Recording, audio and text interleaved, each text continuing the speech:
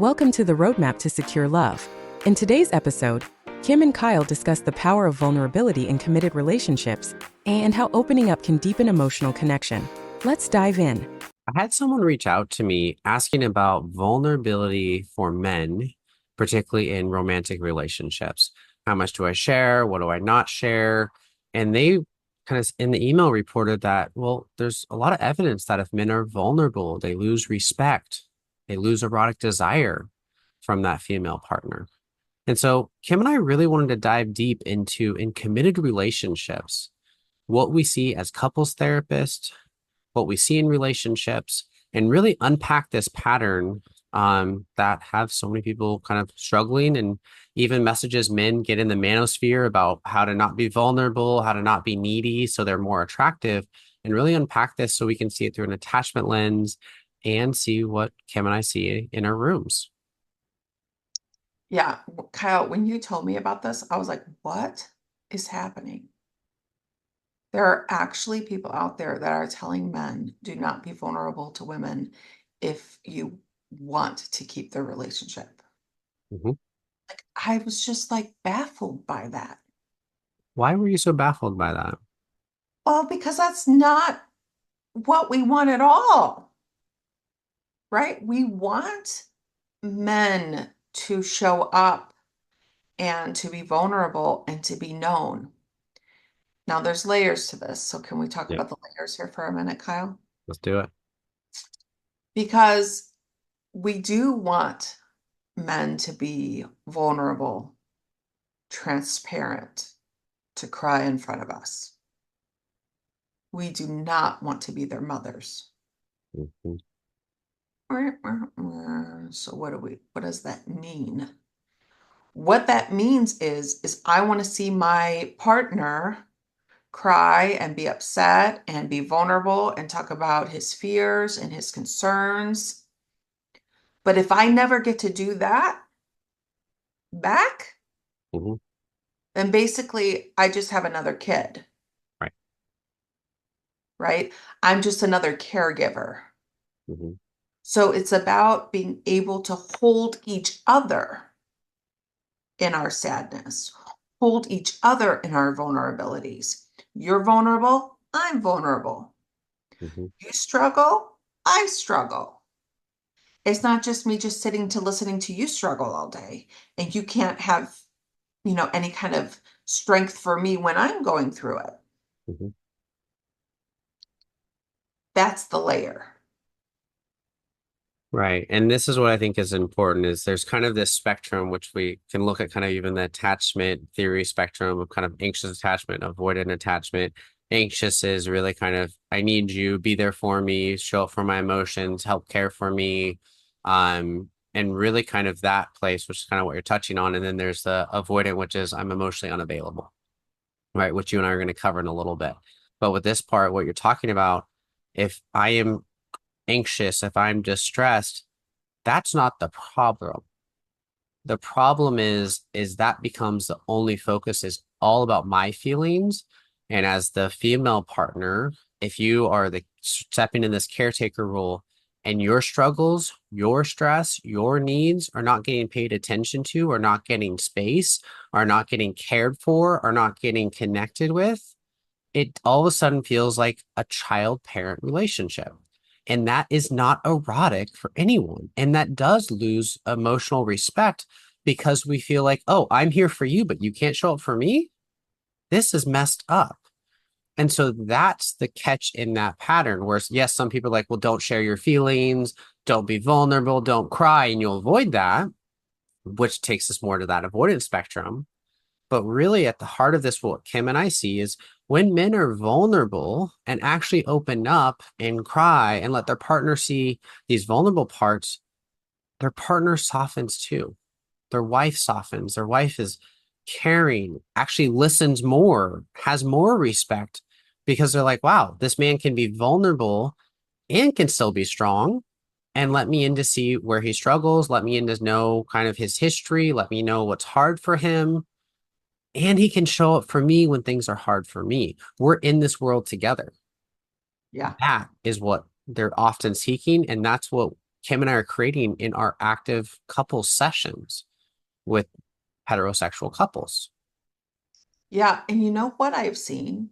Like literally, I'm in session with a heterosexual couple and they're like gridlocked, right? Mhm, They're fighting, I'm trying to map the cycle, I'm trying to help them understand one another. And then all of a sudden, the husband gets overwhelmed and starts crying. mhm, And I've been trying to get the wife soft for like the last 30 minutes, you know? And all of a sudden, she just gets soft and tender. And she reaches for her husband and says, I didn't know. mhm, I never see this part of you, and I didn't know. mhm, And it becomes a different conversation because what she's seeing is his heart. When we are in committed relationships, I don't know about you, Kyle, but I want to know all about my partner and I want them to know all about me, right, right? I want to know all about all the integral parts of them, good, bad, ugly, somewhere in between. And I want that in return. That's love. mhm, But if I have to shut that out because I have to be a certain way, mhm, then I shut off a part of me and it's harder to tap into eroticism. It's harder to get soft with your partner. mhm, In these cases, the wife is like, all I needed to know was that he felt something, and I didn't know this was such a big deal for him. It's not that big of a deal for me. So let's tend to him who's crying here in the room. mhm, And all of a sudden, everything shifts. right. I think what you're starting to touch into is when the emotions come up, they can be very helpful to breaking that gridlock pattern, particularly when that male partner is acting or in a protective way emotionally unavailable.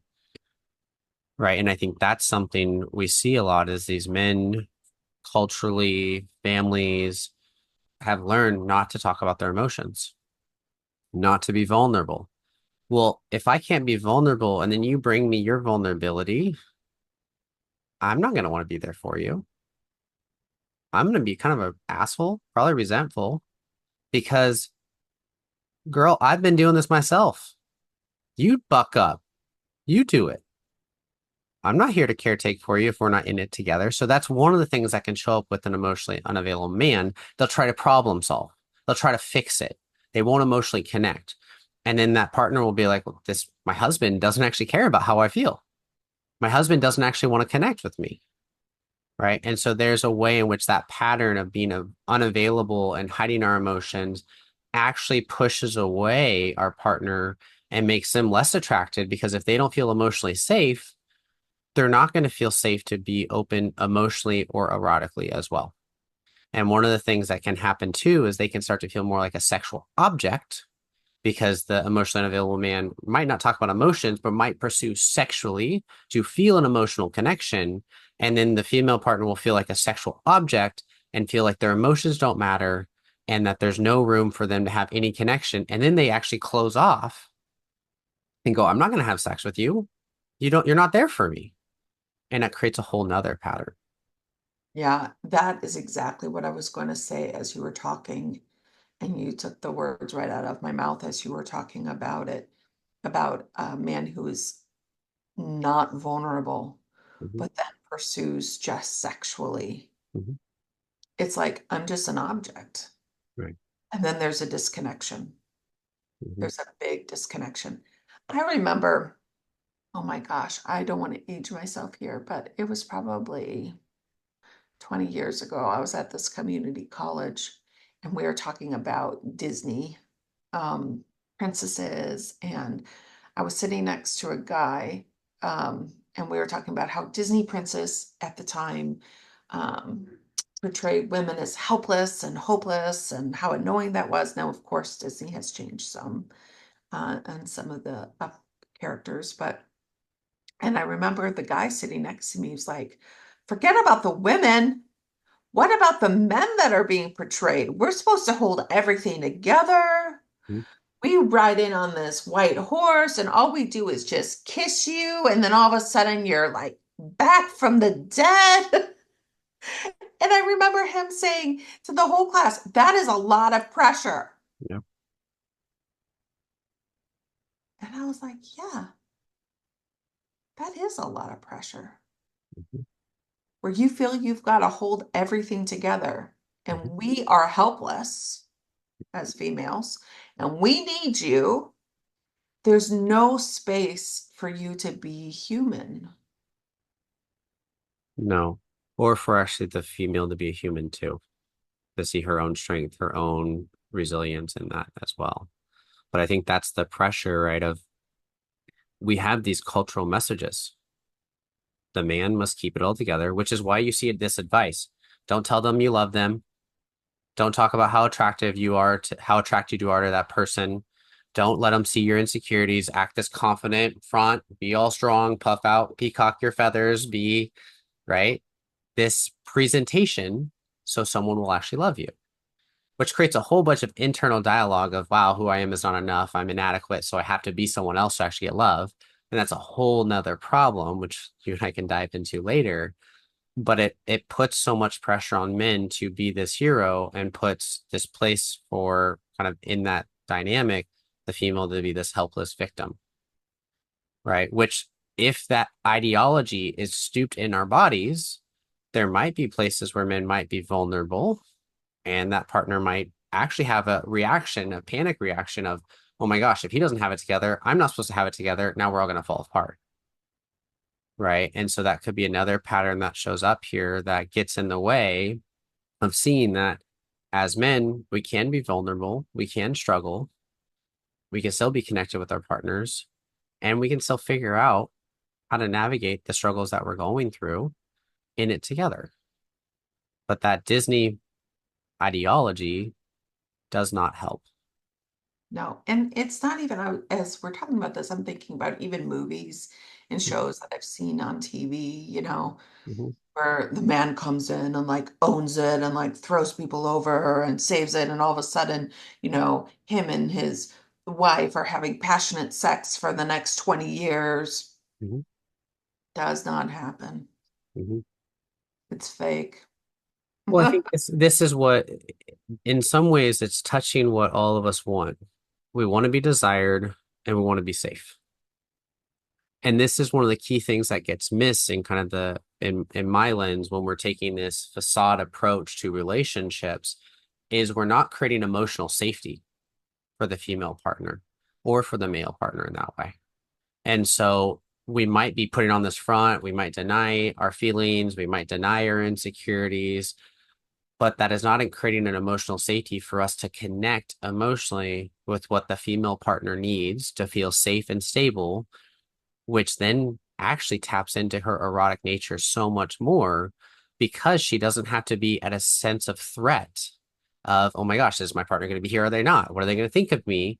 If they know they are safe, they know they are loved, they know you were there, and that you can do that too with them, it creates a stability, a security from an attachment sense that allows eroticism to be there safely. Yeah. Yeah. I mean, I just want to, the men that you guys get a lot of pressure. Me too. You get so much pressure. You just want to kind of like take that and say it's okay to be wanted. It's okay to feel strong. Mhm. It's okay to take care of your partner, and it's okay to be vulnerable. It's okay to say no. It's Mhm. okay to cry. It's okay to say I can't. And if you allow those things for your wife too, you'll have the best relationship, Mhm. right? Because then I don't feel like I'm caregiving you and being your mother. Um, I'm feeling like I have a partner who I see, who we are a team. Mhm. We are a team, not only just about managing the kids and when to buy a house and when to get a car. No, we are a team in life. You're suffering, I got you. And when I'm suffering, you got me. We are a team. Mhm. When that occurs, That's when sex is the best. That's when relationship is the best. When we're a team, we can both be broken and we can both be healthy. Mhm. Now, this is in committed relationships. Yes. We gotta, next podcast, Kyle, we gotta dive into dating relationships Mhm. and how that plays out, because there's a lot of anxiety there about like making sure we all want to be liked, Mhm. We want to be desired. Yeah. of course. So how do we do this in a realistic way? Mhm. Be honest with our emotions and be honest with our um, strengths. Right. And so we will definitely do that podcast talking about dating relationships, how attachment styles might show up, how that might show up with our emotions and some of the other dynamics that will show up. And in committed relationships, which we're focusing on here, when we are insecure and we put on a front to act better than we actually are, it creates a lot more disconnection, insecurity, stability, and eroticism. And so when we can be vulnerable and we can let our partner see who we are, our struggles, and we can also be there for them in their struggles, it creates emotional security in the relationship that makes it feel like it's us against the world. That creates a lot of security between partners and is the foundation of a playful, erotic relationship and respect. Because I know push come to shove, you got my back. I know push come to shove, I got your back, and we're in it together.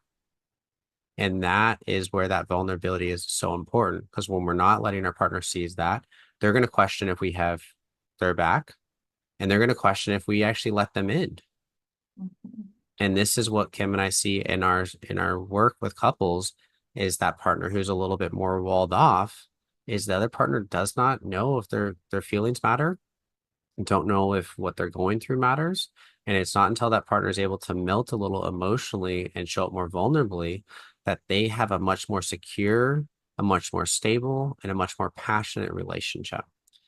And so for those of you in a committed relationship who might have got this messages about don't be secure, you don't be insecure, don't talk about that, don't talk about your fears.